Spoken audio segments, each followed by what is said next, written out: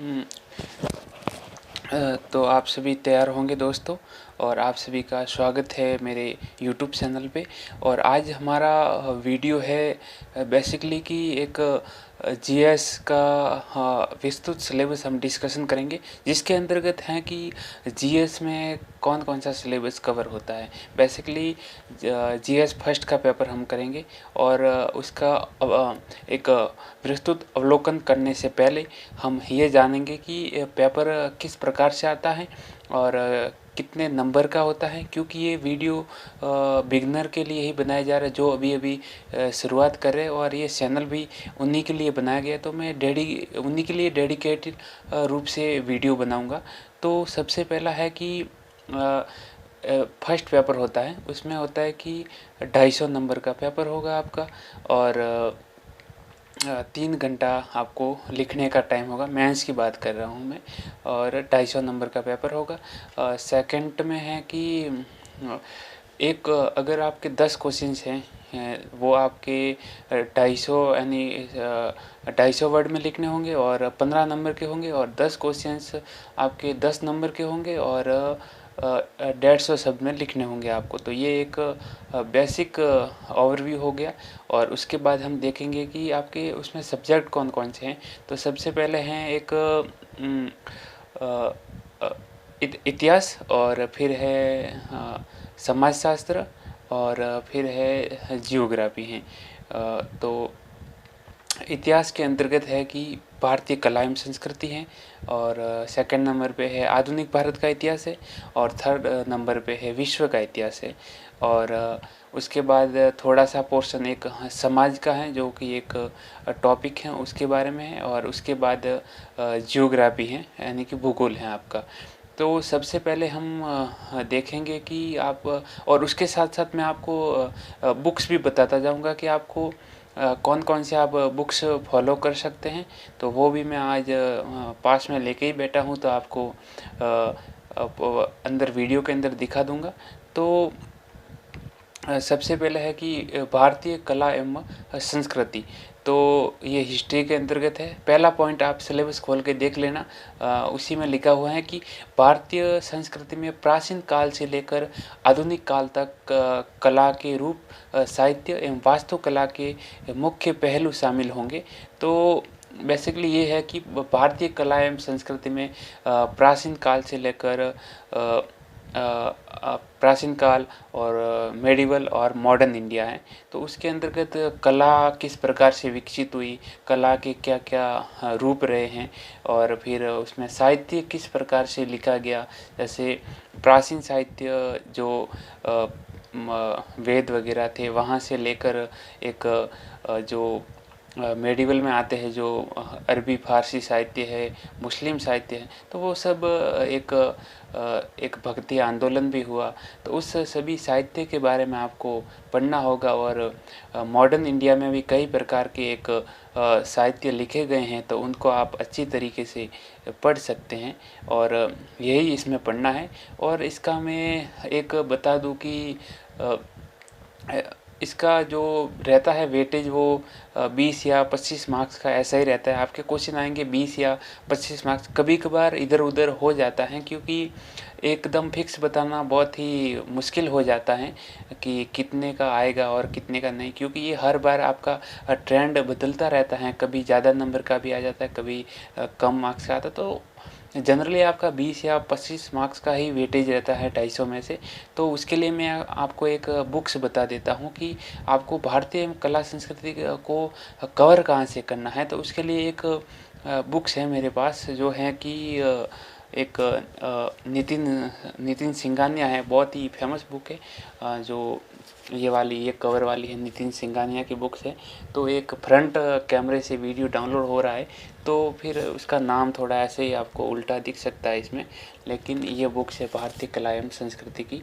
तो ये बहुत बड़ी तो नहीं है, लेकिन आपको इसमें से सेलेक्टिव टॉपिक ही पढ़ना होगा, क्योंकि बहुत बड़ी बुक्स हैं। तो आप जैसे ही प्रश्न देखेंगे और फिर सिलेबस देखेंगे, तो आपको एक ट्रेंड समझ में आ जाएगा, और आप अच्छी तरीके से बुक का उपयोग करेंगे, और जो आपकी सफलता को सुनिश्चित करेगी। और उसके बाद आते हैं हम मॉडर्न इंडिया पे, क्योंकि सेकंड पॉइंट आपका मॉडर्न इंडिया का ही है, जिसमें है कि 18वीं शताब्दी के लगभग मध्य से लेकर 18वीं शताब्दी थी उसके मध्य से लेकर वर्तमान समय तक आधुनिक भारतीय इतिहास की महत्वपूर्ण घटनाएं और व्यक्तित्व और विषय। और उसके बाद है स्वतंत्रता संग्राम और इसके विभिन्न शरण और देश के विभिन्न भागों से इसमें अपना योगदान देने वाले महत्वपूर्ण व्यक्ति और उनका क्या क्या योगदान रहा है, तो उसके बारे में आपको पढ़ना है। और थर्ड पॉइंट है कि स्वतंत्रता के बाद देश के अंदर किस प्रकार से देश का एकीकरण एवं पुनर्गठन हुआ, क्योंकि हमको फ्रीडम मिल गई थी 1947 में। उसके बाद अलग अलग प्रोविजंस थे, अलग अलग रियासतें थी हमारे देश में, तो उसका बेसिकली किस प्रकार से एक ट्रेंड रहा कि उनका पुनर्गठन हुआ और उसके बाद उनका एकीकरण किया गया, पुनर्गठन हुआ, जिसमें कि भाषा के आधार पर भी कई राज्य बनाए गए और उनका किस प्रकार से विकास हुआ, तो उसके बारे में पढ़ना है। तो आधुनिक भारतीय इतिहास में बेसिकली आप स्वतंत्रता आंदोलन है, जो फ्रीडम स्ट्रगल है, हमारा मूवमेंट है, तो उस पर भी बहुत ही मेंस में बल दिया जाता है, उस पर मतलब जोर दिया जाता है। काफ़ी क्वेश्चंस वहाँ से आते हैं। और बता दूं कि हिस्ट्री का ट्रेंड हमेशा 75 मार्क्स से लेकर 100 मार्क्स तक आपका रहता है, जिसमें से मतलब विश्व का इतिहास भी इसी में शामिल है जो मैं बता रहा हूँ। तो उसके लिए आप कौन सी बुक लिस्ट फॉलो कर सकते हैं, तो वो मेरे पास है और मैं आपको बता रहा हूँ। क्योंकि एक है एनसीईआरटी है, ओल्ड एनसीईआरटी, जिसका जो है कि बिपिन चंद्रा की आधुनिक भारत की है, उसको आप इसमें पढ़ सकते हैं। और दूसरी एक बहुत ही फेमस बुक है जो कि स्पेक्ट्रम की है, तो ये बहुत ही हर एस्पिरेंट इसका उपयोग करता है और आपको भी करना ही पड़ेगा, तभी जाके काम बन पाएगा। तो बेसिकली हमने अब तीसरा हिस्ट्री का जो पॉइंट है वो है कि विश्व का इतिहास, वर्ल्ड हिस्ट्री भी इसमें रहती हैं। तो वर्ल्ड हिस्ट्री का एक आध क्वेश्चन से रहता है 10-15 मार्क्स का, कभी कुछ ज़्यादा नहीं रहता है। तो उसमें है कि वर्ल्ड हिस्ट्री में कि विश्व के इतिहास में 18वीं शताब्दी की कौन कौन सी सदी की जो घटनाएं हैं और जो औद्योगिक क्रांति है, उसके बाद विश्व युद्ध हुआ और राष्ट्रीय सीमाओं का पुनः सीमांकन हुआ, उपनिवेशवाद है, उपनिवेशवाद की किस प्रकार से समाप्ति हुई, और राजनीतिक दर्शन शास्त्र जिसमें कि साम्यवाद है, पूंजीवाद है और समाजवाद है आदि, और उनके रूप और उनका समाज पर क्या प्रभाव पड़ा, ये विस्तृत रूप से आपको वर्ल्ड हिस्ट्री को पढ़ते हुए देखना होगा। तो विश्व इतिहास का कोई ज़्यादा मेंस में रोल है नहीं, क्योंकि एक आध क्वेश्चन रहता है और सिलेबस भी बहुत बड़ा है, आपको पता है, क्योंकि आपको पूरा ही शार्प प्रकार से पढ़ना है, क्योंकि शार को जीएस के पेपर हो जाते हैं, फिर आपका ऑप्शनल भी आपको कवर करना है, करंट भी कवर करना है, तो काफ़ी कुछ वास्ट सिलेबस है जिसको रिवाइज बार बार आप रिवाइज करेंगे। तो इसके लिए आपको एक चीज़ मैं कहता हूँ आपको करना होगा कि मैक्सिमम रिसोर्स, यानी कम से कम बुक्स और ज़्यादा बार रिवाइज, और आपको एक ट्रेंड भी देखना है, वेटेज भी देखना है कि किसका कितना आ रहा है, उसी हिसाब से आप पढ़िए। तो मैं बता रहा हूँ कि वर्ल्ड हिस्ट्री का कोई ज़्यादा वेटेज रहता नहीं है, तो मैं कहता हूँ कि विजन का जो मटेरियल है, जो विजन का नोट्स है, वो आप फॉलो कर सकते हैं। और अगर आपको वो नहीं करना है तो आप एक बुक्स हैं जो एनसीईआरटी की हैं, तो इसको भी देख सकते हैं, जो कि एक 11th की एनसीईआरटी है जिसका नाम है विश्व इतिहास के कुछ विषय, जो कि 11वीं की हैं एनसीईआरटी, न्यू एनसीईआरटी है हिस्ट्री की, ये आप देख सकते हैं। और उसके बाद हम आते हैं कि समाज का कौन कौन सा पोर्शन है जो बेसिकली मेंस का पार्ट्स हैं। तो समाज में है कि भारतीय समाज की मुख्य विशेषताएं हैं, भारत की विविधता क्या है, और महिलाओं की भूमिका, महिला संगठन है, जनसंख्या एवं संबंध मुद्दे हैं, गरीबी है और विकासात्मक विषय हैं, शहरीकरण है, उनकी समस्या है और उनके रक्षोपाय। भारतीय समाज पर भूमंडलीकरण का क्या प्रभाव पड़ा, यानी वैश्वीकरण का क्या प्रभाव पड़ा, ये है। और उसके बाद है सामाजिक सशक्तिकरण, संप्रदायवाद, क्षेत्रवाद और धर्मनिरपेक्षता हैं। तो कुल मिला के आपके ये हो गया सोसाइटी वाला पार्ट से, जहाँ से काफ़ी डिमांडेबल क्वेश्चंस और आपको करंट के हिसाब से आप न्यूज़पेपर में रोज़ाना, यानी कि एक सोसाइटी एक ऐसा पार्ट है जो मतलब हिस्ट्री की तरह स्थायी नहीं है, क्योंकि वो हमारी समाज है, बदलती रहती है, नए नए इनोवेशन समाज में होते रहते हैं, और कई सारे एक्ट हैं जो उन पे बनते रहते हैं, रूल्स एंड रेगुलेशंस होते रहते हैं। तो उस पर आपको एक करंट की तरह ही फोकस करना होगा, क्योंकि यूपीएससी में बेसिकली बेसिक क्वेश्चंस इससे बहुत ही कम पूछे जाते हैं, और ये वाइडली करंट ही इसमें रहता है। तो आपको करंट के हिसाब से इसकी तैयारी करनी होगी। तो इसके लिए एक विजन की करंट की मैगजीन्स आती हैं जो आप को करंट में बहुत ही उपयोगी होगी, और उसमें एक सोसाइटी का पार्ट्स भी रहता है, क्योंकि वो पूरी मैगजीन आपको पढ़नी है। उसमें राज्य व्यवस्था वगैरह सब रहता है,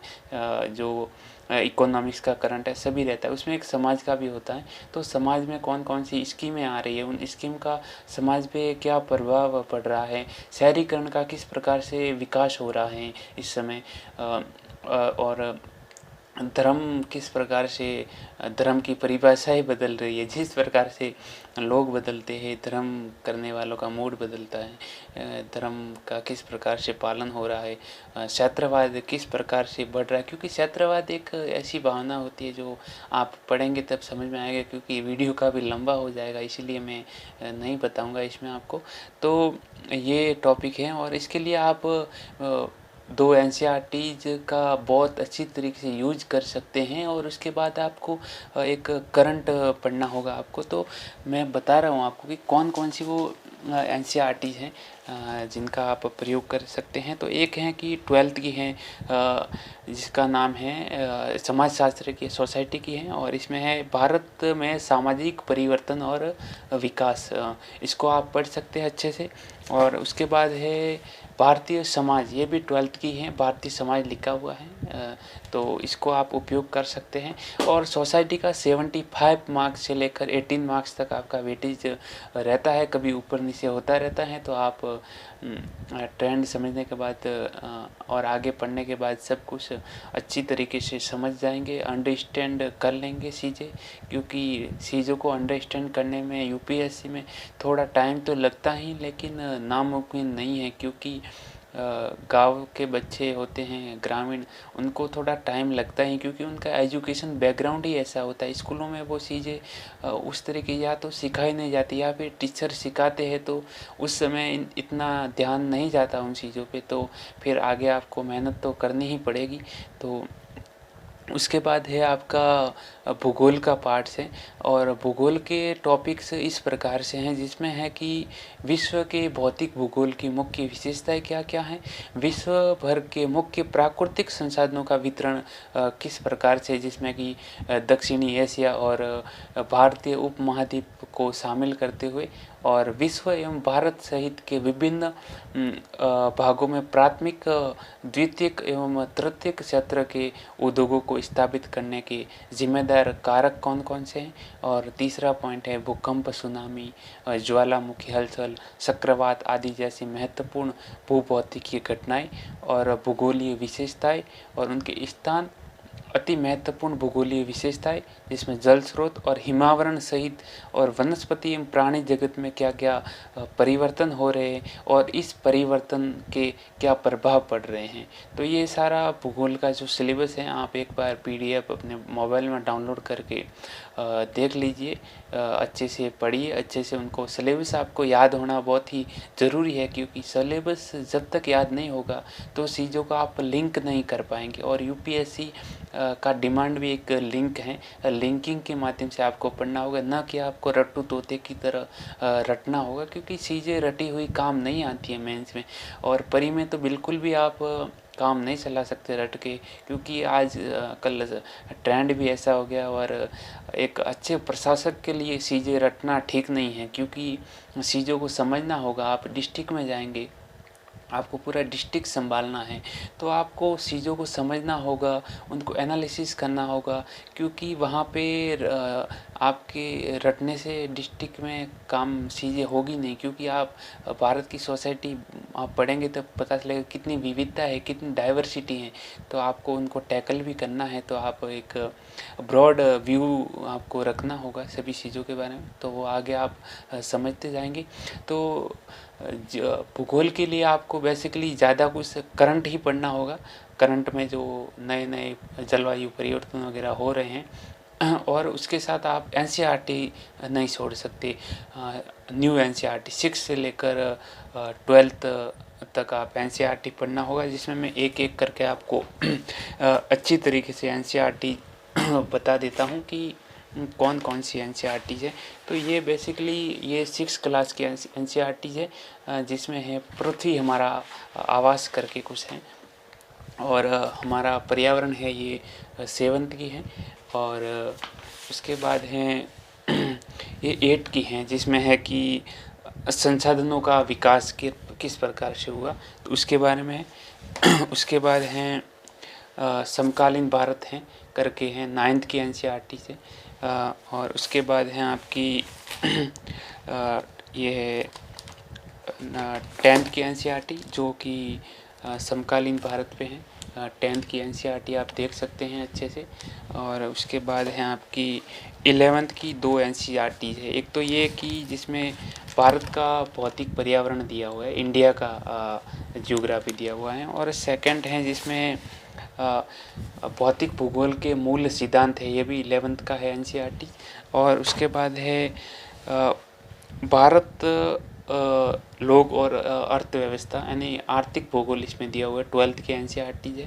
और उसके बाद है मानव भूगोल के मूल सिद्धांत यानी कि ह्यूमन ज्योग्राफी है बेसिकली, जो भी एक ये भी 12th की एनसीईआरटी है। तो इस प्रकार से जितनी बुक्स बताई हैं आपको, उनको अच्छी तरीके से आप पढ़िए और उसको करंट से लिंक करिए, तो बात बन सकती है और आप सक्सेस के काफ़ी नज़दीक पहुंच सकते हैं। क्योंकि मैंने भी यही एनसीईआरटी पढ़ी है, भले ही सीएपीएफ के लिए हो, जो मैंने क्वालिफाई किया है, असिस्टेंट कमांडेंट का एग्ज़ाम था 2021 में, तो उसके लिए भी मैंने यही बुक्स पढ़ी है, कोई अलग से नहीं पढ़ा है। और इसके लिए भी आपको यही पढ़ना है। तो मैंने पूरा सिलेबस एक अच्छी प्रकार से आपको बताया है कि, और बुक लिस्ट भी बता दी है। और अब आप अपने विवेक से भी कुछ चीज़ें सीख सकते हैं, जो आप खुद को ही सीखनी पड़ेगी। और अगर आप मेरे पास एक मैं टेलीग्राम लिंक भी दे दूंगा, जिसमें आपको ये बुक्स के नाम वगैरह भेज दूंगा, तो नीचे लिंक में डाल दूंगा, क्योंकि अभी टेलीग्राम बनाया नहीं है, और आगे बना के आपकी सुविधा के लिए मैं ज़रूर बनाऊंगा। क्योंकि उसमें से बहुत सारी चीज़ें हैं मेरे पास जो दिल्ली में मैंने प्राप्त की थी, तो आपको भेजता रहूँगा ताकि आपकी हेल्प हो सके। और अगर कोई गाँव में रह के किस प्रकार से आप तैयारी कर सकते, क्योंकि मैं भी एक बेसिकली गाँव में ही रह के तैयारी कर रहा हूँ, तो ये कोई बड़ी बात नहीं कि आपको दिल्ली जाना ही पड़ेगा। गाँव में भी रह के कर सकते, एक छोटा मोटा ग्रुप बनाइए अपना और तैयारी करिए, और मुझे संपर्क भी कर सकते हैं आप। तो मैं अपना नंबर भी आपको दे दूँगा, ताकि कोई भी हेल्प हो मैं आपको हेल्प करने के लिए हमेशा तत्पर रहूँगा और तैयार रहूँगा। तो आप सभी का धन्यवाद, थैंक यू।